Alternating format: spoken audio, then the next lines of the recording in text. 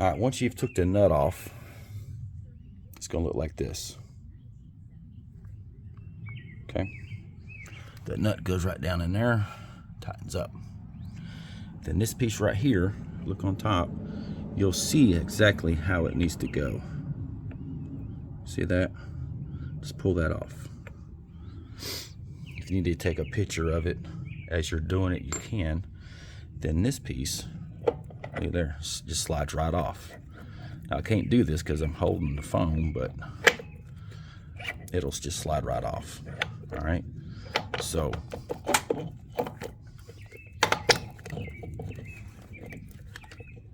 yeah. All right, I'll be back in just a second. All right, now once you reach to this point, sprocket's off. Okay, and there's your magnet.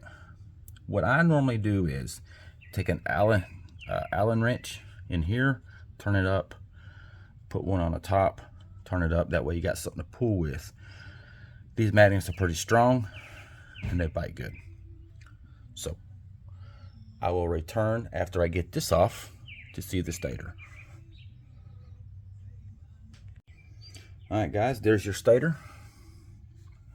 You want to do these bolts. Should be 4 bolts there. This will come out.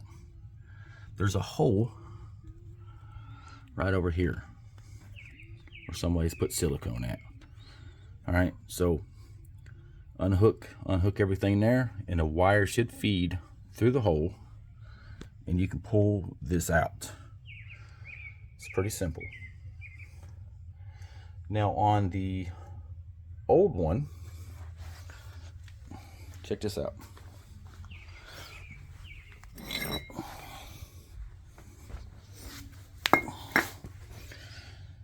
This piece right here should seal on the outside.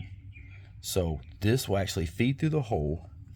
You're going to pull it until this rubber piece right here actually seats. Okay? This is just an old stator. I'm just giving you an example of what to look for. Okay? Because if you don't, all that oil will sling out. Okay? And you don't want that.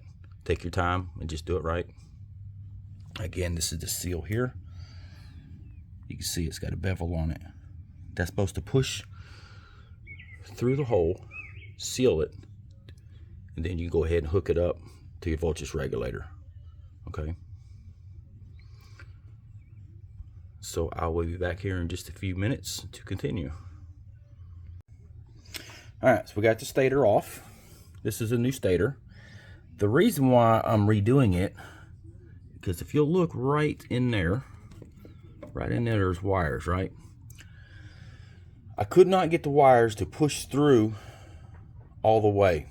You're gonna have to wiggle it, put some Vaseline on it, whatever it takes to wiggle that wire in.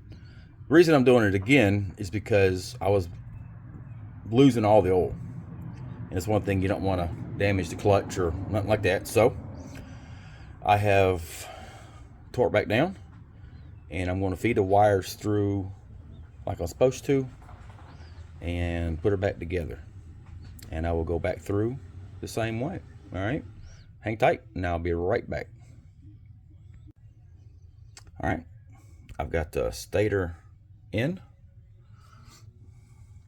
bolts are in, and you can see the plug is actually inside the casing and the rest of it is out there.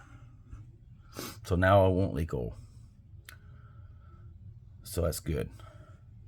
Now I'm going to put her back together, put my new pieces on, and keep going. Alright guys, so I went ahead and swapped those out. You can see that one broke, and it's busted in multiple places, cracked. And this is the new one. I'll put a new quarter pin on it. We're ready to install this little guy and finish putting it together. I'm going to take WD-40, clean all my parts up nice and neat, and put her back together. Just want to say thank y'all for watching. Thank y'all to all my subscribers. This is a new channel. I get it. So I've only got a few videos, but there'll be more like this, you know, in depth. I just posted some videos, so I can at least start my channel, you know. So I want to thank y'all, and I'm going to go back to work, and I'll be back on here in just a few seconds. All right, got everything cleaned up. Everything's spick and span. Got the new part on. Got the tensioner right where I needed to be. I measured mine from the bottom to get the correct one. Chain's nice and tight. This is on and cleaned. We are going back. So what I did was, this is going to turn on you. The whole thing is going to turn when you loosen this or tighten it. I took a rag, put it in here, and I tightened the bolt. The chain teeth right here, the sprocket, will bite down on this where you can tighten this up, and it makes it a lot easier. I got it all cleaned up, and I fixed and put the gasket on, and finished this on out. Some people get confused. Some people take out the starter. They take the bolts out of the starter. I mean, they just they go all out. You ain't got to do all that. I was watching videos like, oh my God, this ain't happening.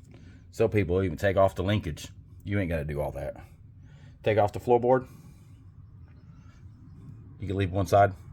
Take that one off, and just enough. Get it where you can pull this case off. Once you pull this primary case off, you're good. You ain't got to strip the whole bike down. Some people just get carried away, but you ain't got to do that, because you're after this. This is the only thing you're after. Pulling this off, pulling this out. If you got enough room, don't cause yourself more work, unless you just want to completely inspect the whole entire bike. So I got the wire pushed through, as I stated before. It's got a good seal on it. I'm going to put the primary cover back on, put the exhaust back on, and you're good to go. Some bikes, your exhaust will not affect you. This one does. This is a trike, so you know there's the exhaust port here, and it's going to cover right through here. So, like I said, some bikes it will not affect you, but this twin cam did. So, on with the build. All right, we are back together. Exhaust is on. Everything is on. Let's see if she starts up. Definitely be a cold start. Got the neutral on.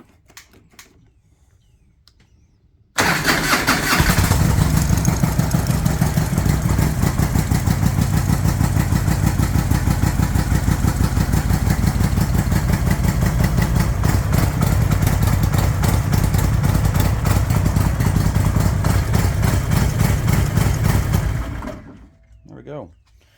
This thing has a nasty motor in it. It has been built. So all right, this concludes the video. Thank you all so much for watching, subscribing, hit that thumbs up. I need it.